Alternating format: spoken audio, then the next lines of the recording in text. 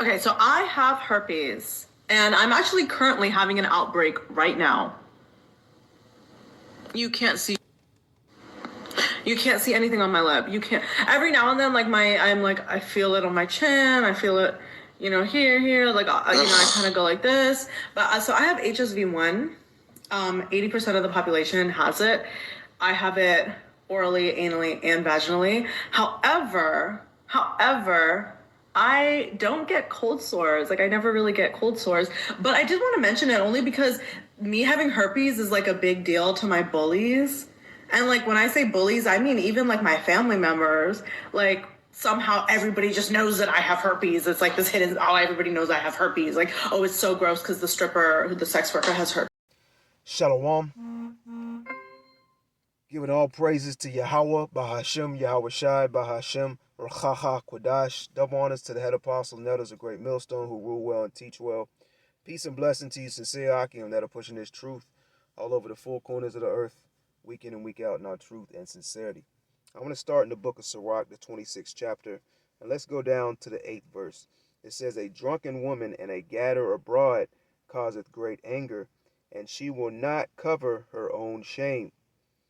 And this is a very, very shameful thing that this woman is speaking about concerning her having herpes and even being on an outbreak on TikTok, which she so nonchalantly speaks about like it's no big deal. And do you think this woman discloses this information to these men that she lies down with and sleeps with every other weekend? All right, every time she goes out to the club or the bar, because this woman is fairly attractive and it's very easy for her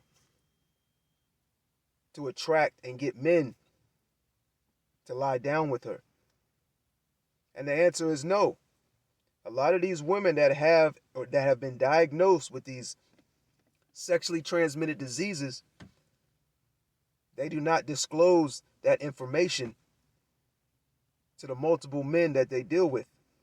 And a lot of them think just because they're not on an outbreak that it's non-transmissionable. Okay? Verse 9, the whoredom of a woman may be known in her haughty looks and eyelids.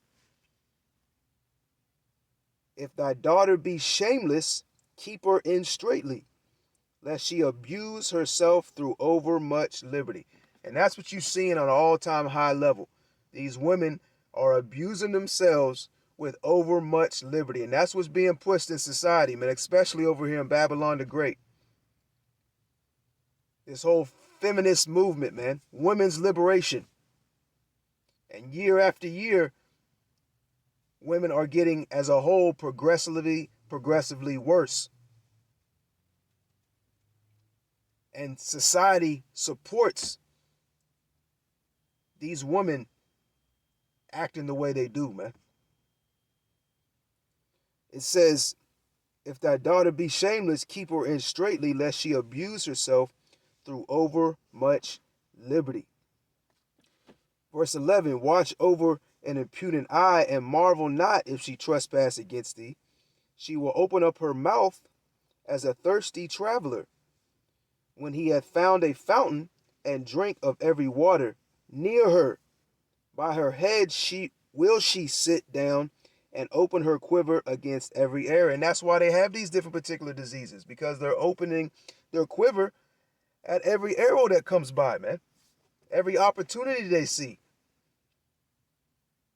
They see this guy, he's got a little bit of money. She's looking at him as an opportunity, to get into his pockets. She's looking at another guy, and, she might think he looks good, so she's dealing with him. Hey, if you would look at these women's phones, man, hey, man, if you would look at these women's phones and see all the men that they're talking to, man, it's astounding, okay? And I've had women personally tell me these things concerning, the various different dating apps that they're on, how many men that, throw themselves at them, that when they get on these dating apps, they're just, their apps inbox is just overloaded, man.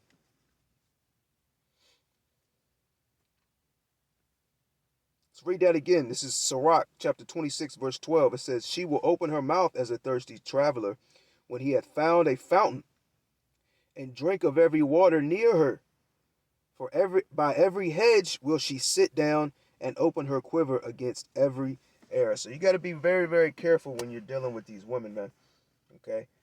These women are wicked as hell, and they have no shame. Okay? Matter of fact, let's get that scripture real quick. Let's go to the book of Sirach, chapter 26, and let's go down to verse 25. It says, a shameless woman shall be counted as a dog, but she that is shamefaced will fear the Lord. Okay? Now, let's look up this word, shameless. This is shameless. It says, of a person or their conduct characterized by or showing a lack of shame. Okay? You know, these women speak about their actions, the things they do. All right? Basically, they, you know, give you a little piece of their mind, so to speak, and how they think and how they deal on a day-to-day aspect, man. Okay? And it's completely off. It's completely backwards. It's completely detrimental to their health, to their body, to their mind, to their spirit. Okay? It says of a person or their conduct characterized by or showing a lack of shame. And these women have no shame at all. And they take pride in the things that are shameful or that should be shameful to them. Okay? Let's go back to the book of Sirach. This is Sirach 26, continuing on in let's read verse 25 again, and I want to jump up. It says, a shameless woman shall be counted as a dog, but she that is shamefaced will fear the Lord. Majority of these women are not shamefaced, man. All right? And the majority of these women definitely don't fear Yahweh Bashim Yahweh Shai. Okay? Verse 23, or verse 22, it says, and a harlot shall be accounted as spittle. Let's read that one more time. And harlot shall be accounted as spittle. But in the day and age that we live in, being a harlot, you know, being a slut is glorified on a very, very high level. Just look at Hollywood. Just look at the movies, man. Just look around you. Being a harlot, being a slut is glorified, man. It says, and harlot shall be accounted as spittle, but a married woman is a tower against death to her husband. These women ain't out here trying to find a man, you know, to ultimately, you know, be her husband. And they damn sure ain't trying to let a man rule over them. Okay, even these women that do get in relationships and do find a man, you know, uh, you know, find a man to get in a relationship with, or vice versa. They're looking at that relationship as a you know, on a even playing field, so to speak, man. Okay.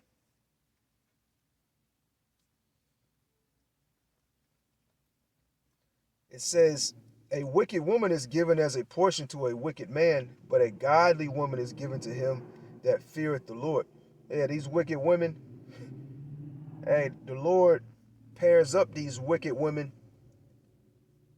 these wicked women with these wicked men.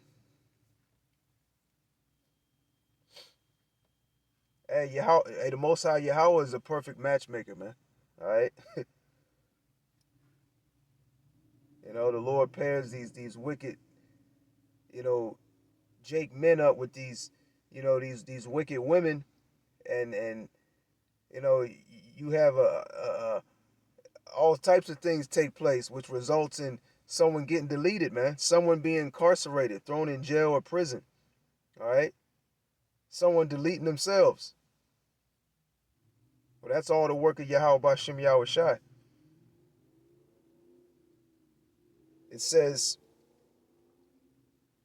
verse 24, a dishonest woman contempteth shame, but an honest woman will reverence her husband. All right, and these women are not down with the order that Yahweh Bashim Yahweh Shai has established. Okay, and let's get that real quick. Matter of fact, Salakia, before we get that, let's go to Proverbs, the 30th chapter. This is Proverbs 30 and 20. It says, such is the way of an adulterous woman. And that's pushed high in this society that we live in. Okay? It says, such is the way of an adulterous woman. She eateth and wipeth her mouth and saith, I have done no wickedness. They don't look at the things, the actions, the mindset they have, and what's pushed in society, by these wicked elites as being wrong. Okay? This is normal to them. Just another day, just another a day in the park. Okay? It says, such is the way of an adulterous woman. She eateth and wipeth her mouth and saith, I have done no wickedness.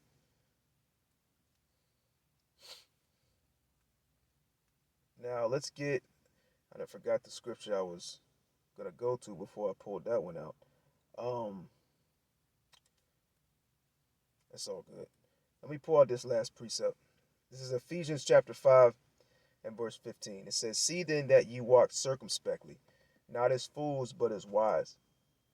You brothers got to use wisdom in all things, man. In your daily walk, in your day-to-day, at your job, when you're out and about, hey, when you're dealing with women, okay, when you're in public, you got to use wisdom, man. It says, see then that you walk circumspectly, not as fools, but as wise, redeeming the time because the days are evil. We're living in some very, very evil times, man. And we have to use wisdom. A lot of these women, man, they might tell you that they're single. They might tell you that they don't have a man or they're not married or whatever the case may be. But in all actuality, they do. And here it is, you talking and conversating with this woman, you out in public with her. And hey, man, her man could be lurking in the area. The next thing you know, you got some angry ass nigga running up on you. And you looking at this woman like I thought you was single. So you got to use wisdom, man. We all got to use wisdom in these times that we're living in. Let's read verse 16 again. It says, redeeming the time because the days are evil. So we're living in some very, very evil and wicked times, man. And it's only going to get worse. Lord willing, that was edifying. To the next time. Shalom.